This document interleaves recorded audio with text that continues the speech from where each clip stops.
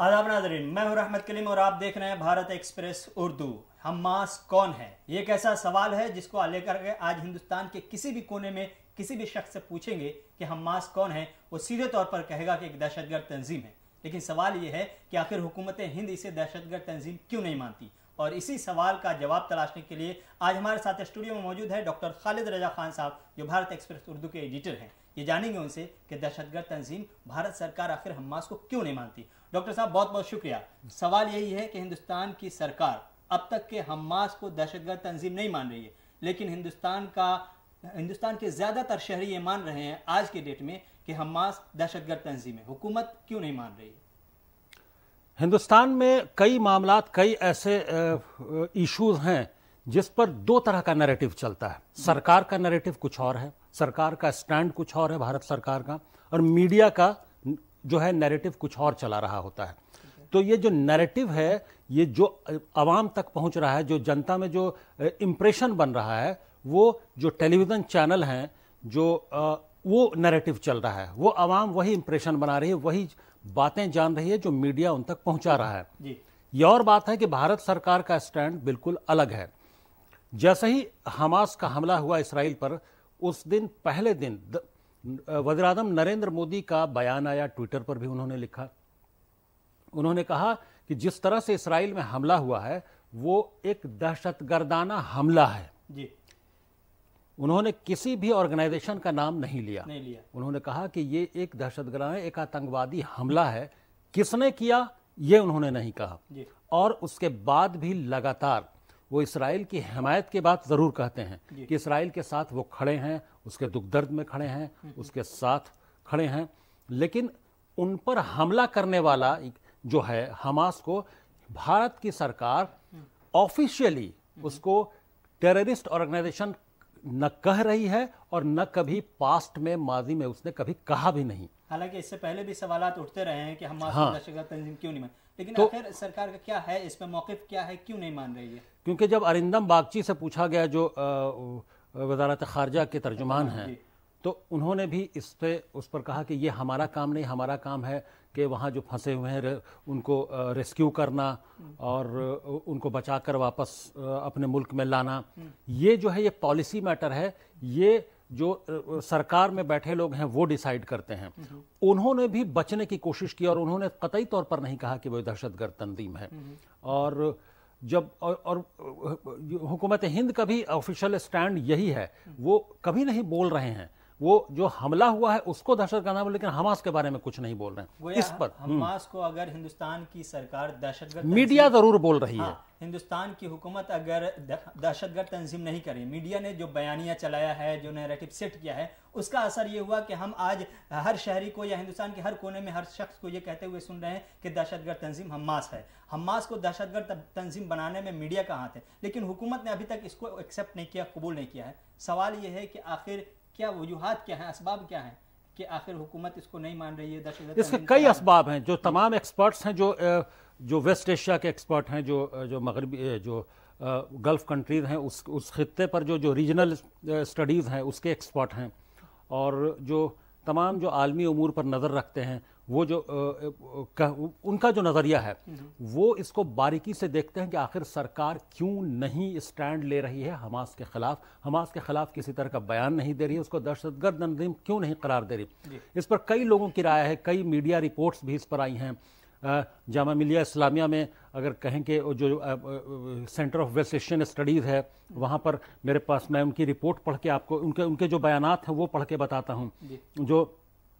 जो centre for West Asian studies में professor हैं डॉक्टर सुजाता ऐश्वर्या, वो ये कहती हैं, वो क्या कहती हैं कि इस पर सवालात पहले भी उठाए गए हैं और इंडिया के साबिक वज़ीर-ए-आज़म, यानी जो पहले के वज़ीर-ए-आज़म और प्राइम मिनिस्टर्स रहे हैं, उनको भी इस तरह के सवालात का सामना रहा है कि वो हमास को या जो लेबनान में हिजबुल्लाह है उसको, किसी को भारत जो है ऑफिशियली उसको टेररिस्ट ऑर्गेनाइजेशन नहीं। तो ये सुजाता कहती हैं, मैं डॉक्टर सुजाता ऐश्वर्या को कोट कर रहा हूँ, उन्हीं की जुबानी में बोल रहा हूँ कि इंडिया की खारजा पॉलिसी में हमास और हिजबुल्लाह जैसी तंजीमों को दहशतगर्द तंजीम करार नहीं दिया गया है।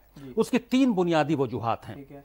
पहली ये कि हमास या हिजबुल्लाह ने कभी इंडिया को बराह रास्त नुकसान नहीं पहुंचाया, कभी भी भारत को नुकसान नहीं पहुंचाया, भारत मुखालिफ बात नहीं की। ठीक है।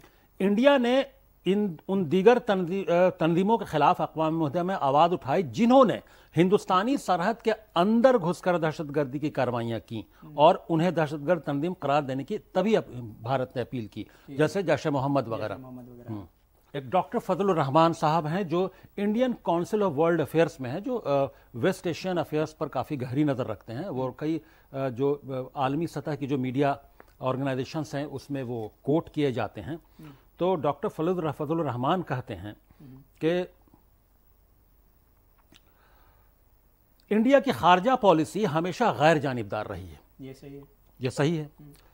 हमने हमेशा दरमियानी रास्ता चुना है। ठीक है। हम अमेरिका, यूरोपीय यूनियन, बरतानिया की तरह जारहाना नहीं है। ठीक है। इंडिया कभी भी किसी दूसरे मुल्क की दाखिली सियासत में अपने हुक्म नहीं चलाता और फिलिस्तीन के साथ उसके ताल्लुकात इसराइल से भी पुराने हैं। हाँ। जी, इसलिए एक पुराने साथी के तौर पर इंडिया न सिर्फ फिलिस्तीन बल्कि दीगर ममालिक की दाखिली सियासत का एहतराम करता है और उसमें मुदाखलत नहीं करता है। ये हिंदुस्तान की खारजा पॉलिसी का ही तो ये जो ऐसे ये दोनों ऐसे एक्सपर्ट्स हैं जो आलमी सतह पर कोट किए जाते हैं और तमाम जो बड़ी मीडिया ऑर्गेनाइजेशंस हैं वो उनके रद्द-ए-अमल लेती हैं। इनके जो बयानात हैं, इन्होंने जो पॉइंट्स बताए हैं, जो वजूहात बताए हैं कि हिजबुल्लाह को देखें या फिर हमास को देखें, इन दोनों ने कभी हिंदुस्तानी मफाद पर सीधे तौर पर हमला नहीं किया या हिंदुस्तान के हवाले से कोई बयान नहीं जारी किया, न ही हिंदुस्तानियों को कभी कहीं पे निशाना बनाया है, इसलिए हिंदुस्तान इससे भी मतलब नहीं रखता। दूसरा ये है कि इसराइल से ज्यादा पुराना रिश्ता हिंदुस्तान का फलस्तीन के साथ है। तीसरा जो पॉइंट है जिसकी वजह से हिंदुस्तान ने हमास को दहशतगर्द तंजीम करार नहीं दिया है वो है कि हिंदुस्तान की जो खारजा पॉलिसी है वो दरमियानी है। किसी के दाखिली मामलात में मुदाखलत हिंदुस्तान न करता है और नहीं बर्दाश्त करता है। ये एक अच्छी पॉलिसी होती है। तो इन्हीं तीन वजूहात की जो मोटी चीज़ें समझ में आई, बड़ी चीज़ें समझ में आई कि इन्हीं तीन वजूहात की बुनियाद पर हिंदुस्तान की हुकूमत ने अभी तक हमास और हिजबुल्लाह दोनों को दहशतगर्द तंजीम नहीं माना, लेकिन मीडिया ने आम आवाम की ज़बान से या आम आवाम के जहन में दहशतगर्द तंजीम बना दिया है। अब हम एक सहाफ़ी की हैसियत से न ये सवाल करके एक आम इंसान या मुंसिफ के तौर पर अगर हम ये सवाल पूछें आपसे कि अगर 1948 से देखें आज तक के, तो फ़लस्तीनियों की हलाकत या शहादत की जो तादाद है वो 70,000 से ज़्यादा तादाद पहुँच रही है और इसराइल की तादाद, इसराइल शहरियों की जो तादाद हलाकत की है वो 2000 के आसपास मामूली से पहुंच रही है। अभी 1400-1500 पिछले दिनों जो 7 तारीख को हमला हुआ उसकी वजह से। सवाल ये है कि एक शख्स या एक मुल्क जिसकी ज़मीन आपने 90%, 99% कहें या फिर 90% कहें, आपने कब्जा किया हुआ है, उसके शहरी 70,000 शहरियों को आपने मार दिया हुआ है। ऐसे में अगर वो रिबैक करता है, वो अपने दिफा में आगे बढ़ता है, अपनी ज़मीन वापस लेने के लिए कोशिश करता है, आपके खिलाफ कार्रवाई करता है, तो इन दोनों के बीच में बड़ा दहशतगर्द कौन होगा जो सालों भर हमला करता रहा है, एक के बाद दिगरे हर महीने 2, 4, 10, 20 फलस्तीनी को शहीद करता रहा है, वो सबसे बड़ा दहशतगर्द होगा या वो दहशतगर्द जो एक मरतबा जवाबी कार्रवाई करता है और उसमें 1000-2000 के आसपास इसराइली मारे जाते हैं? इसी बात को सुजाता जो ऐश्वर्या हैं, जो जामिया मिल्लिया इस्लामिया में centre for West Asian studies में है, जिनकी वो मैं कोट कर रहा था थोड़ी देर पहले, वो इसी बात को अपने अंदाज में ऐसे कहती हैं कि सुजाता कहते हैं कि ऐसा न करने की अखलाकी वजह भी हो सकती है। इंडिया ने खुद अपनी आज़ादी की जंग लड़ी है। इंडिया की तहरीक आज़ादी में ऐसी क़ुव्वतें भी थीं जिन्होंने तशद्दुद का सहारा लिया। जिसे बरतानिया ने दहशतगर्द तंजीमों के तौर पर नामजद किया, वो आम तौर पर तमाम कौमी तहरीकों में एक शिद्दत पसंद क़ुव्वत रही हैं। हत्ता के 1940 की दहाई में यहूदी तहरीक में मुतशद्दिद क़ुव्वतें भी शामिल थीं, जैसे वो सड़क गैंग जो है और अर्गन, ये सब दहशतगर्द तंजीमें थीं, इनको आलमी सतह पर माना जाता था। इसलिए अगर इंडिया के तनाजुर में देखें तो अखलाकी दबाव भी उसकी वजह हो सकती है कि वो ये मान अंदरूनी तौर पर ये मान रहे हों और इसलिए दहशतगर्द तंजीम नहीं कह रहे हों कि उनको फ्रीडम फाइटर की हैसियत की तरह हो सकता है। ये मेरा ख्याल नहीं है। अंदरूनी खाना जो चल रहा है, जिसकी क्यों दहशतगर्द तंजीम नहीं करार दिया जा रहा है हमास को, उसके पीछे कई वजूहात हो सकती हैं जो डॉक्टर सुजाता ऐश्वर्या और डॉक्टर फजलुर रहमान अपने अल्फाज में बोल रहे हैं। हुकूमत अंदरूनी तौर पर ये मान रही है یہ اخلاقی طور پر یہ مان رہی ہے کہ اسرائیل جو کاروائی کرتا رہا ہے، جو قبضے کی یا ایکسپینشن کی کاروائی جو کرتا رہا ہے، جو فلسطینیوں کی زمین قبضہ کرتا رہا ہے، فلسطینیوں کو مارتا رہا ہے، اس کے جواب میں حماس، چونکہ حماس فلسطین کا ہی حصہ ہے، حماس فلسطین سے الگ نہیں ہے، وہ الیکشن میں بھی پارٹیسپیٹ کر چکا ہے، حصہ رہا ہے، ہاں 2006 میں الیکشن میں پارٹیسپیٹ کر چکا ہے، اور انہی فلسطینیوں نے ان کو جتایا ہے، ان کو جتایا ہے، ہاں بالکل حصہ رہا۔ تو ایسے میں ہندوستان کی حکومت اخلاقی طور پر یہ مان رہی ہے کہ حماس کو یہ حق ہے کہ وہ اپنی زمین واپس لے، اپنے اوپر ہوئے ظلم کا بدلہ لے، یہ اخلاقی کہیں نہ کہیں طور پر یہ ایکسیپٹنس آپ اس کو مانتے ہیں؟ دیکھیے ڈاکٹر سجاتا ایشوریا جو بات کہتی ہیں کہ ہر جو بھی ملک ہے اس کو، جیسے ہندوستان نے اپنی آزادی کی لڑائی لڑی، ہر ملک کو اپنی آزادی کی لڑائی کا، اپنی خود مختاری کا حق حاصل ہے۔ تو اس تناظر میں اگر دیکھیں جو ڈاکٹر سجاتا ایشوریا بول رہی ہیں، تو ہو سکتا ہے کہ بھارت کی حکومت اسی وجہ سے خاموشی اختیار کر رہی ہے کہ اب کہ حماس جو ہے وہ اپنی دفاع، اپنی بقا کی لڑائی لڑ رہے ہیں، اپنے ملک کے بقا کی لڑائی لڑ رہے ہیں، تو ایک وجہ ہو سکتی ہے۔ ایسے میں اردگان کا بیان تو پھر صحیح ہے۔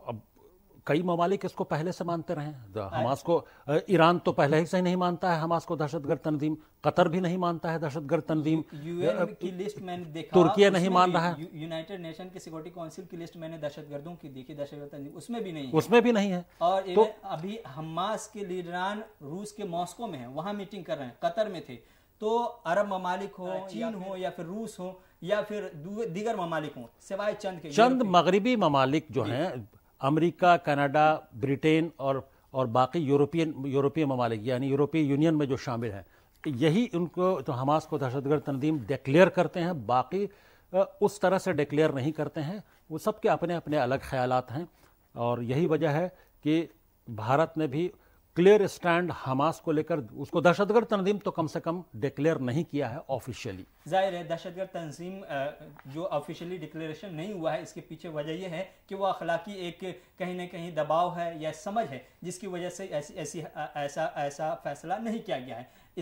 اس میں دو چیزیں اور صاف کرتے ہیں چونکہ وقت زیادہ ہو رہا ہے۔ ایک یہ کہ کسی بھی شہری کی جان جاتی ہے، چاہے وہ اسرائیل کی جانب سے حملے میں ہو یا فلسطین کی جانب سے یا حماس کی جانب سے، شہریوں کی جان جاتی ہے، وہ کارروائی دہشت گردانہ ہے، اور یہ اسرائیل کر رہا ہو یا پھر حماس کر رہا ہو، ہم اس کی مذمت کرتے ہیں۔ لیکن حماس اگر اپنے دفاع کی لڑائی لڑ رہا ہے تو پھر یہ دہشت گردانہ لڑائی یا دہشت گردانہ کارروائی اسے ہم نہیں کہہ سکتے۔ حکومت ہند کا بھی یہی موقف ہے کہ حماس دہشت گرد نہیں ہے، لیکن میڈیا نے آپ کو بتا دیا ہے کہ حماس دہشت گرد ہے، اور میڈیا سے چلیں گے تو پھر حکومت ہند کے موقف کو کہیں نہ کہیں آپ بھول جائیں گے۔ فی الحال ڈاکٹر صاحب بہت بہت شکریہ آپ کا موقف کی وضاحت کرنے کے لیے، اور اس کنفیوژن کو پوری سچائی کے ساتھ سامنے رکھنے کے لیے، اور آپ تمام کا بھی شکریہ۔ ویڈیو پسند آئی ہے تو لائک کیجیے، شیئر کیجیے، سبسکرائب کیجیے۔